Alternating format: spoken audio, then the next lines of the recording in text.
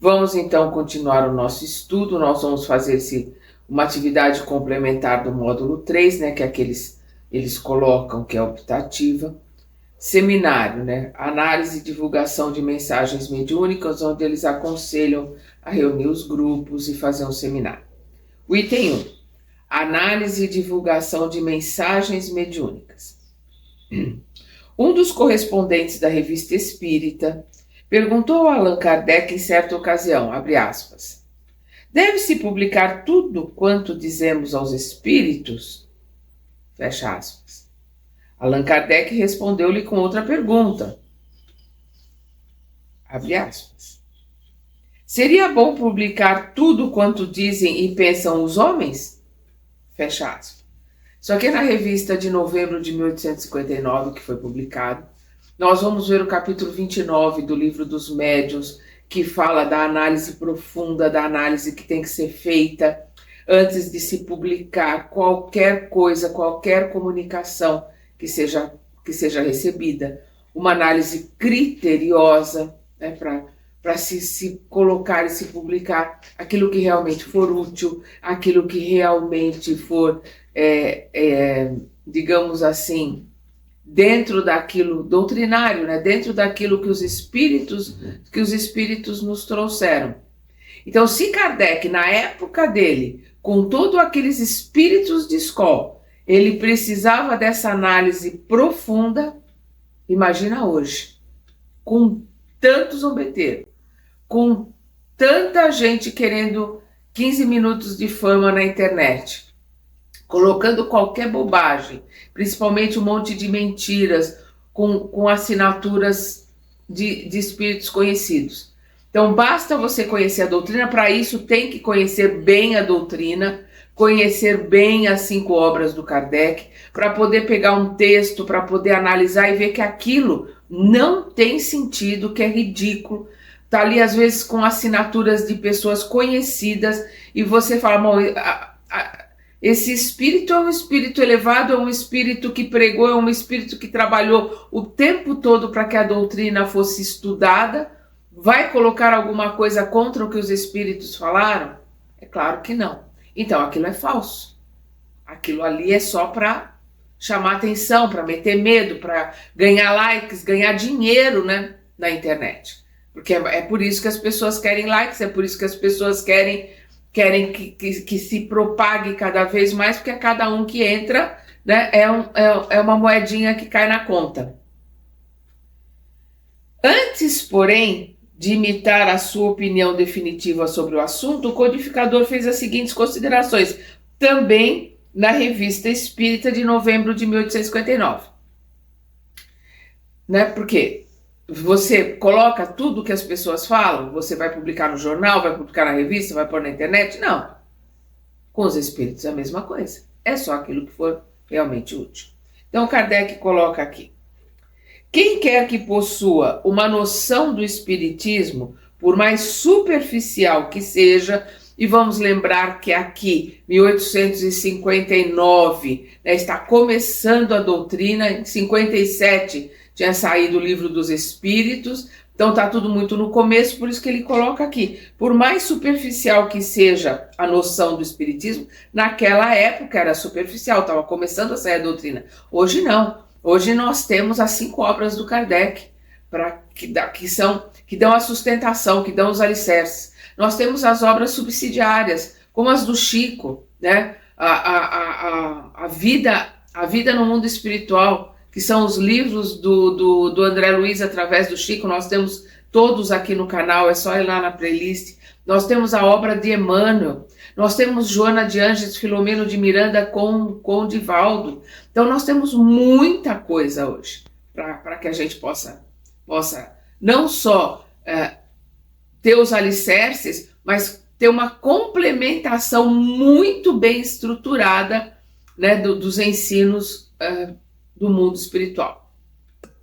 Então, voltando aqui. Quem quer que possua uma noção do espiritismo, por mais superficial que seja, sabe que o mundo invisível é composto de todos os que deixaram na Terra o envoltório visível. Então, deixou o corpo aqui, passa para o plano espiritual e não muda nada. Quem era prepotente, arrogante e com ideias esdrúxulas quando era encarnado, desencarna, continua prepotente, arrogante com as mesmas ideias esdrúxulas. Entretanto, pelo fato de se haverem despojado do homem carnal, nem por isso os espíritos se revestiram da túnica dos anjos. Isto é uma ideia lúdica, uma ideia infantil de achar que porque alguém desencarnou virou santo. Quer dizer, ela se transforma. É a sininho que vem com pó de pirilim-pim-pim e transforma a pessoa. Né? Não tem sentido. Encontramos-los de todos os graus de conhecimento e de ignorância, de moralidade e de imoralidade. Eis o que não devemos perder de vista. Essa análise tem que ser bem feita porque vai ter todos os tipos de espíritos. Não esqueçamos que entre os espíritos, assim como na Terra, há seres levianos, estouvados e zombeteiros, os pseudo-sábios, vãos e orgulhosos, de um saber incompleto, hipócritas, malvados, e existem os sensuais, os ignóbeis, os infames e os devassos, que se arrastam na lama. Ao lado disso, tal como ocorre na Terra, temos seres bons, humanos, benevolentes, esclarecidos e sublimes, de sublimes virtudes. Resulta que o mundo dos espíritos compreende seres mais avançados intelectual e moralmente que os nossos homens mais esclarecidos e outros que ainda estão abaixo dos homens mais inferiores. Tudo isto é da Revista Espírita de 1859. Prosseguindo com as suas ponderações, Kardec analisa a necessidade de verificar com lucidez o teor da mensagem, a linguagem que o espírito utiliza para expressá-la, classificando-a de alguma forma antes de se tomar a decisão de divulgá-la ou não. Análise profunda antes de se tomar a decisão de uma divulgação. Também da Revista Espírita, 1859. Desde que esses seres desencarnados têm um meio patente de comunicar-se com os homens, de exprimir os pensamentos por sinais inteligíveis, suas comunicações devem ser o reflexo dos seus sentimentos, de suas qualidades ou de seus vícios. Serão levianas, triviais, grosseiras, mesmo obscenas, sábias, sensatas e sublimes, conforme o seu caráter e sua elevação. Revelam-se por sua própria linguagem, daí a necessidade de não se aceitar cegamente tudo quanto vem do mundo oculto e submetê-lo a um controle severo. Os comentários que se seguem expõem claramente o pensamento de Allan Kardec relativo ao assunto em pauta e que deve servir de modelo para todos os espíritas. Também revista de 1859. Ao lado dessas comunicações francamente más e que chocam qualquer ouvido delicado, outras há que são simplesmente triviais ou ridículas. Haverá inconveniente em publicá-las? Se forem dadas pelo que valem, serão apenas impróprias. Se o forem como estudo do gênero, dos ensinamentos, o estudo do gênero do que vem do plano espiritual, com as devidas precauções, os comentários e os corretivos necessários, comentários e corretivos necessários dentro do que está errado, do que os espíritos já nos colocaram do que é o correto, poderão mesmo ser instrutivas, naquilo que contribuírem para tornar conhecido o mundo espírita em todos os seus aspectos. Então elas podem ser instrutivas para mostrar, principalmente naquela época, 1859, mostrar que o mundo espiritual existe, que a vida após a morte existe. Com prudência, olha as colocações do Kardec, com prudência e habilidade tudo pode ser dito. O mal é dar como sérias coisas que chocam o bom senso, a razão e as conveniências. Neste caso, o perigo é maior do que se pensa.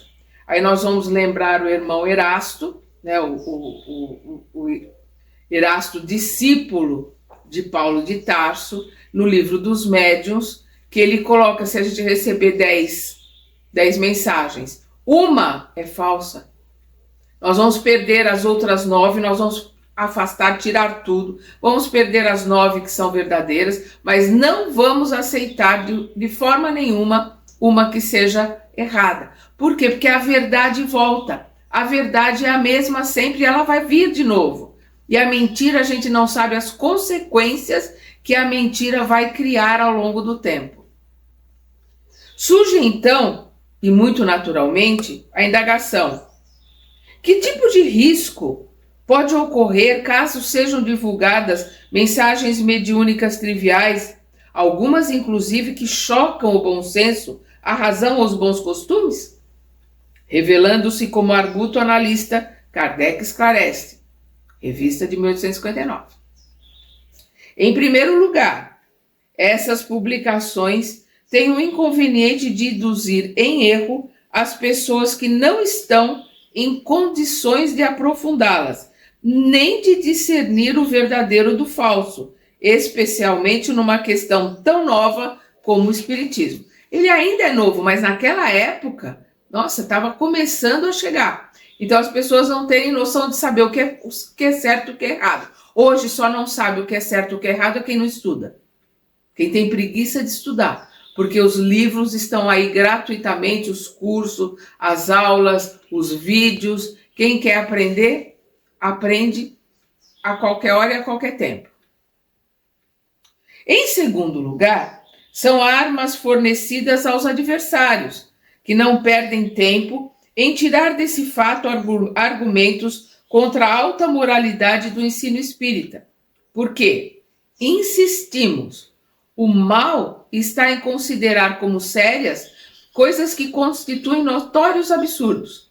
Alguns mesmos podem ver uma profanação no papel ridículo que emprestamos a certas personagens justamente veneradas e às quais atribuímos uma linguagem indigna delas. Então, o que ele está dizendo aqui? Que quem publica sem analisar, sem ver, vai dar armas para aqueles que são contra o espiritismo. Armas muito maiores e muito mais fortes, porque eles vão mostrar o ridículo.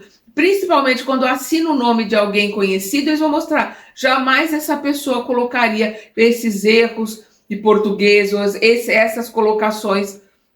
Nós vamos ver que o primeiro livro que o Chico publica, Parnaso de Além Túmulo, o que deixou os acadêmicos, principalmente os acadêmicos da Academia Brasileira de Letras, porque todos os poetas e poetisas que estão lá no livro, quase a grande maioria pertenceram à Academia Brasileira de Letras. Alguns são portugueses, mas a grande maioria são brasileiros. É porque poesia tem métrica, poesia tem uma forma, um estilo, que cada poeta tem o seu. E ali no Parnaso de Além Túmulo, todos os poetas que assinaram ali, está correta a simetria, está correta toda a forma de escrever, toda a forma, toda a rima, toda a estrutura que cada poeta tem ali está perfeito, está correto. É isso que assustou e é isso que colocou em evidência a mediunidade do Chico. Então, ali está provado o trabalho sério que o Chico realizou a vida inteira. O codificador apresenta outras judiciosas considerações, sugerindo agirmos com cautela perante a divulgação de mensagens mediúnicas que suscitam dúvidas quanto ao conteúdo ou à identificação do espírito que a subscreve, também da revista. Mais tarde, quando o espiritismo estiver mais vulgarizado, ou seja, mais conhecido, for mais comum, mais conhecido e compreendido pelas massas, essas publicações não terão maior influência do que hoje teria um livro que encerrasse heresias científicas, Então, o que ele está colocando aqui? Quando a doutrina for bem conhecida, todo mundo tiver as bases, quando sair alguma coisa tola, trivial, ridícula, não vai ter tanta importância, porque todo mundo vai ter o conhecimento, né? Infelizmente, já se são aí 164, 168 anos, né, da primeira publicação. Perdão. E ainda, infelizmente, são poucos os que são verdadeiramente espíritas, porque o verdadeiro espírita é aquele que se debruça para estudar com lupa, para estudar com afinco, é aquele que se esforça para a sua transformação moral. Esse é o verdadeiro espírita. Infelizmente são poucos. Tem muita gente que entra no espiritismo, mas o espiritismo não entra nela. Elas gostam de misticismo, de show, ouve o galo cantar não sabe onde, ouve uma besteira e sai replicando. Perdão. Isso faz com que crie uma série de situações ridículas. E aí todo mundo coloca tudo no mesmo caldeirão como sendo espiritismo. Muita coisa não é. É espiritualismo ou espiritice, né? Espiritismo com esquisitice. Então tem de tudo. Bom, o Kardec não ia prever uma coisa dessa, né? Então é o que ele coloca aqui. Quando todos tiverem conhecimento, quando sair alguma coisa, vai ser a mesma coisa que na época do Kardec, um livro que colocasse coisas que a ciência já havia provado que estavam erradas, e o livro as pessoas jogam fora e pronto. Até lá, nunca seria demasiado a circunspecção. Quer dizer, a circunspecção é uma análise minuciosa. Então, ele coloca que até a gente ter todo esse conhecimento, precisa de uma análise minuciosa de tudo. O Kardec só trabalhava com psicografia, de tudo que é escrito. Hoje, nós precisamos mais ainda uma análise muito minuciosa por causa das bobagens, das mentiras que nós vemos à torto e à direita, principalmente na internet. Então, até lá, nunca seria demasiada a circunspecção, visto haver comunicações que podem prejudicar essencialmente a causa que querem defender, em intensidade superior aos ataques grosseiros e às injúrias de certos adversários.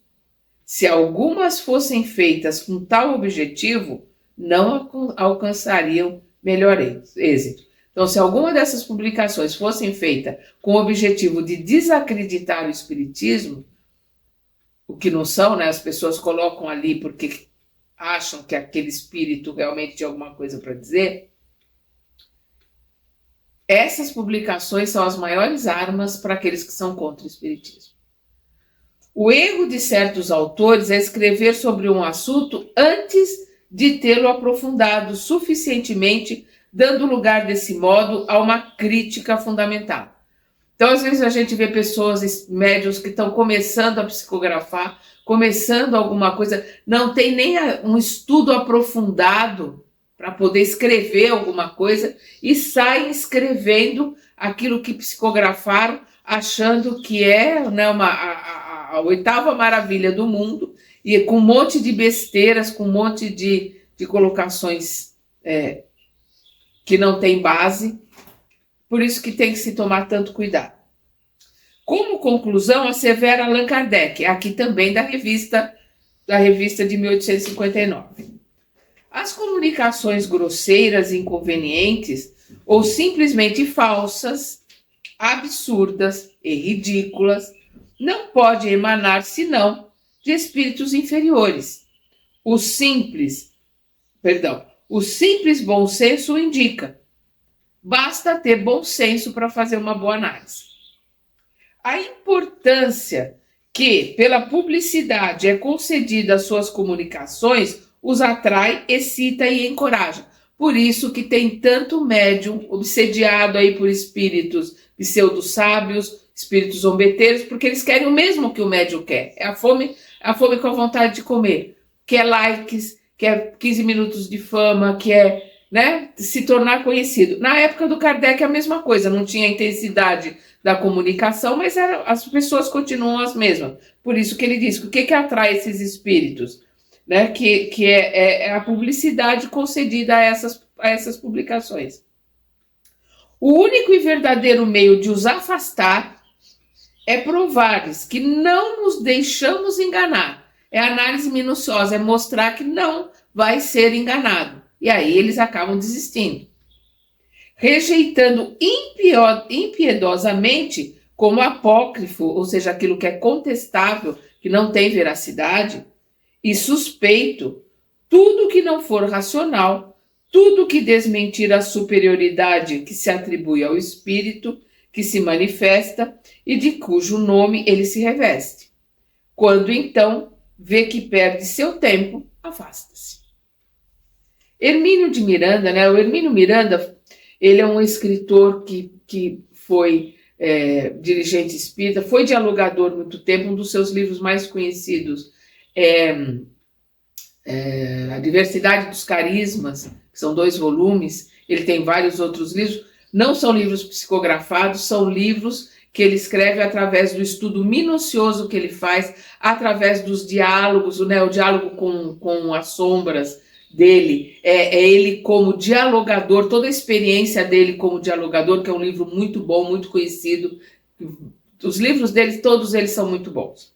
Então, Hermínio Miranda fornece preciosas informações a respeito do processo de comunicação, análise e publicação de mensagens mediúnicas no livro Sobrevivência e Comunicabilidade dos Espíritos. Recomendamos em especial a leitura integral do excelente capítulo, do qual tiramos estas informações. Então, aqui é do livro do Hermínio. A outra face da comunicação que interessa a nós, espíritas, é a divulgação do conteúdo espiritual da doutrina entre os homens, por meio da palavra falada ou escrita. Nesse campo, temos à disposição todo o vastíssimo e aperfeiçoado aparelhamento moderno, mas é evidente que esses mesmos métodos que nos facultam enormes possibilidades de ampliação dos horizontes espirituais da humanidade ditam, com igual força, as limitações que nos aprisionam dentro dos rígidos esquemas da nossa era. É que a nossa mensagem de paz e de entendimento, de luz e amor, tem de competir com todo o imenso alarido que as baterias da publicidade moderna criaram. Além do mais, pesquisa realizada por especialistas revelaram que o impacto da mensagem publicitária sobre as massas humanas está na razão inversa da sua seriedade. Então, o que ele está colocando aqui, que as pesquisas mostraram, esse livro, se eu não me engano, é dos anos 70, por aí, 80. As pesquisas mostravam já naquela época, muito antes disso, a gente vai ver lá nos Estados Unidos, né, que estava lá no quadro de um dos grandes donos de jornal, que a má notícia é a boa notícia, é a notícia que vem de jornal. Então, isso já é conhecido. Então, pelo marketing, pela publicidade, quanto mais falsa, quanto mais inventiva é uma colocação, mais ela vai ter leitores. Quanto mais marrom for a notícia, quanto mais sangue tiver ali naquele noticiário, mais ele vai ser lido, mais ele vai ser assistido. Infelizmente, é isso que ganha publicidade. É o que ele está colocando aqui, né, sobre essas pesquisas, que o que causa impacto da mensagem sobre as massas humanas está na razão inversa da sua seriedade. Ou seja, quanto menos sério, quanto mais show, mais vai vender jornal. Hoje em dia, né, ganhar dinheiro na internet, chamar atenção no noticiário da televisão. Isso quer dizer, portanto, que é mais fácil obter a atenção do público para comunicações frívolas que apelam para os sentidos e para os interesses imediatos, do que para as que têm um conteúdo sério, elevado, dirigida para os objetivos superiores da vida. E a gente não precisa ir longe, basta a gente ver os canais que existem na internet. Quanto mais besterol for, ou quanto mais de ficção científica ele for, mais inscritos vai ter milhões de inscritos. Aí você pega canais sérios, de palestrantes, de estudiosos sérios, que estão trazendo livros, conteúdo, seja em qualquer área, na área do espiritismo, na área da medicina, conteúdos bons, conteúdos sérios, vão ter bem menos. Vão ter bem menos inscritos, porque as pessoas gostam mesmo de novidade, gostam de besterol. Infelizmente, poucos são aqueles, como, né, os que estão aqui comigo estudando, porque o que aqui nós estamos fazendo? Estamos estudando. Quem está aqui no canal é um canal sem fins lucrativos, é um canal para ajudar a facilitar aqueles que têm dificuldade de entender certos livros. Nós temos aí mais de 1.100 vídeos no canal para aqueles que querem se interessar. São poucos os que se interessam, porque os trabalhos, as coisas importantes, os trabalhos sérios, eles não acontecem a toque de caixa. São trabalhos que exigem estudo, que exigem conhecimento. Toda e qualquer pessoa que tenha um conhecimento que ela possa passar, isso exigiu dela anos de estudo, um trabalho, uma perseverança. A gente vai lembrar da Dona Ivone do Amaral, que ela escreveu o livro Memórias de um Suicida em 1926. E aí, quando ela foi levar esse livro para ser publicado, para a FEB olhar, falaram, imagina, isso aqui é ficção. Não tinha saído nem a obra do Chico, o Nosso Lar ainda não tinha saído, que já foi considerado ficção, imagina a obra dela. E aí ela voltou para casa, ela ia botar fogo em tudo, porque era um calhamaço. Dona Ivone era muito pobre, ela não tinha dinheiro para comprar papel, caderno, ela escrevia em papel de pão. Então ela pegava aqueles papéis de pão, passava e escrevia a lápis. Então ela estava com aquele calhamaço de papel, e aí ela botar fogo, o doutor Bezerra de Menezes não deixou. Colocou para ela que ela guardasse, né, aqueles escritos. Isso em 1926. Nós vamos ver que depois, muito tempo para frente, em 40 e poucos, o doutor Bezerra coloca para ela que eles vão acertar e terminar esse trabalho. Que ele vai colocar alguém para ajudá-la a editar, arrumar todo aquele trabalho para que ele ficasse da forma mais completa e correta possível. E aí ele manda, né, pede, né, vem Leon Denis para auxiliar Dona Ivone do Amaral, que o Memórias de um Suicida é uma obra-prima da literatura espírita. E aí ele coordena e monta. Isso é mais ou menos 1948, 49. Ela leva na FEB, já tinha saído os livros do Chico. Aí eles colocam, não, agora é interessante, tal, a gente está vendo com os livros do André Luiz, nós vamos publicar. Só que nós aqui precisamos de tudo datilografado. Não pode ser escrito à mão como são os seus papéis. Ela, muito pobre, levou tempo para conseguir comprar uma máquina de escrever usada, e ela precisava trabalhar para comer, era extremamente pobre, era costureira, e aí nas horas vagas, quando ela podia, ela ia datilografando. Ela levou 7 anos datilografando. Então, 1926, 1948, 49, ela ficou 7 anos datilografando, levou para a FEB e foi publicado em 1956. Em 26 ela escreveu. Depois ele foi publicado todo certinho, arrumado, editado, tudo muito revisto, 30 anos depois.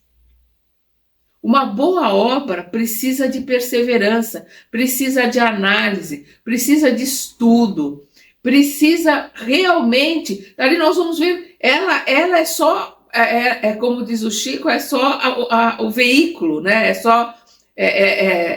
só o telefone, né? E o telefone toca de lá para cá. Ela estava ali à disposição para realizar um bom trabalho. E esse bom trabalho levou 30 anos entre começar e ser publicado. E aí a gente vê hoje as pessoas querendo publicar qualquer coisa. Começou a psicografar, já acha que o que tem ali é fantástico, deve ser publicado. A gente precisa entender que as coisas precisam estar maduras, que é um trabalho muito sério, com muita responsabilidade, trazer informações do plano espiritual para nós encarnados aqui. Então, quem não leu, leia Memórias de um Suicida, que é uma obra-prima, é o trabalho da vida da Dona Ivone. Ela encarnou para escrever esse livro, né, com uma encarnação extremamente difícil. O Chico colocava que ela era uma heroína silenciosa, né, porque ela tinha uma mediunidade de expiação, uma vida muito difícil. E ela completou com galhardia a sua obra, trazendo Memórias de um Suicida, trazendo outros livros maravilhosos, né? Tem a trilogia dela, Nas Voragens do Pecado, Cavaleiro de Lumière e Os Dramas da Bretanha, que são a vida dela. A personagem principal dos 3 livros é ela em existências passadas, e ali a gente vê toda a dificuldade de crescimento, de aprendizado. Vale a pena. Todos os livros da Dona Ivone são extremamente doutrinários. Extremamente doutrinários. Né? Vale muito a pena serem lidos, porque são estudos maravilhosos. Aqui nós vamos terminar o nosso estudo. Eis aí a explicação clara e objetiva, né? O Hermínio colocando aqui que o que é fútil, o que é mentiroso, como hoje é chamado de fake news, é isso que atrai, é isso que chama atenção, é isso que a maioria das pessoas querem. Eis aí a explicação clara e objetiva da existência de tantas publicações ruins, inclusive no meio espírita, muitas delas eivadas de erros doutrinários graves e desrespeitosos, considerando o uso inescrupuloso de nomes veneráveis, os quais, quando envergaram a vestimenta física, ou seja, quando estavam encarnados, forneceram inúmeros exemplos de seriedade e respeitabilidade, de conhecimento e moralidade. Espíritas esclarecidos, onde quer que se encontrem, revelam compromissos com a causa. Espíritas esclarecidos, onde quer que se encontre, esteja encarnado, esteja desencarnado, seja o trabalho que realiza, para ser realmente espírita, precisam ter um compromisso muito grande com a causa espírita, com a doutrina espírita, que é o do aprendizado, do esclarecimento, é filosofia, é ciência, é estudo. A verdadeira casa espírita é aquela que se dedica ao estudo, ao aprendizado, à instrução, porque esta é a verdadeira cura. Quando nós nos transformamos, nós estamos curando verdadeiramente a nós para a eternidade, porque aquilo que nós aprendemos, nós levamos conosco. Nós não vamos perder quando a gente deixar o corpo aqui na Terra. Nós levamos esse conhecimento, se ele for verdadeiro, se além de estudar, aprender, a gente colocou em prática, aí aquilo que nós temos conosco de aprendizado, nós não perdemos nunca mais, vai pela eternidade. Aquilo que nós temos só no intelecto, só de conhecimento, não foi posto em prática, o que é do intelecto vai ficar com o corpo. A hora que começar o processo para uma outra encarnação, aquilo que foi só intelecto vai ser apagado, né? Vai ser apagado não porque fica nos registros, mas vai ser esquecido, vai se começar de novo na próxima encarnação, como se começa fazendo o azinho com perninha, né? Volta-se com a fralda, volta-se bebê, vai se aprender de novo fazer azinho com perninha, vai se começar de novo o estudo. Mas aquilo que está aprendido em pouco tempo, inconscientemente, já volta, já aquela criança que a pequenininha já toca violão, já toca piano, começa a falar, já fala outros idiomas, porque aquilo está aprendido, aquilo está gravado, né? Ou crianças que já conhecem medicina, já conhecem filosofia, porque aquilo foi aprendido de uma forma tão verdadeira, com tanta, digamos, dedicação, que ela leva para a eternidade. Não, mesmo com o esquecimento da nova encarnação, não consegue apagar aquele ensino, aquele conhecimento que está tão enraizado, que está tão forte lá dentro. Então, espíritas esclarecidos, onde quer que se encontrem, se revelam compromissados com a causa. Pontuam fidelidade à doutrina espírita e não se afastam do propósito de se transformarem em pessoas de bem. Não se deixam enganar por informações infelizes, mentirosas mesmo, presentes em algumas publicações, supostamente oriundas de espíritos superiores, as quais, contudo, não resistem a uma análise séria. E o que é mais grave, contrariam o mais elementar princípio espírita, o controle universal do ensino dos espíritos que brilhantemente Allan Kardec inseriu no primeiro capítulo de A Gênese, os milagres e as predições. Primeiro capítulo do livro A Gênese, do Allan Kardec, nós temos aqui no canal, é só ir lá na playlist. O primeiro capítulo é A Gênese, os milagres e as predições, e que trata do caráter da revelação espírita. É muito importante conferir. Vá e leia o livro, mas leia esse primeiro capítulo para entender, porque a Gênese é toda a estrutura, todo o aprendizado, todo o ensinamento. É o último livro que o Kardec coloca. A Gênese, se eu não me engano, saiu em 1868, o Kardec desencarna em 1869. Então, ali ele tem as teorias, as ideias, tudo que ele estudou, tudo que ele aprendeu. É um livro riquíssimo, imperdível. Leiam, peguem aqui no canal e leiam. Né? Daqui nós vamos lendo juntos e, né, como facilitadora, eu vou procurando ajudar as colocações e que são mais, às vezes, difíceis de entender. Nessas condições, nada mais justo e necessário que seguir o conselho de Bezerra de Menezes. 2 pontos, abre aspas. Mantenhamos-nos, por isso, vigilantes. Mantenhamos, por isso, vigilantes. Jesus na revelação e Kardec no esclarecimento resumem para nós códigos numerosos de orientação e conduta. Fecha aspas.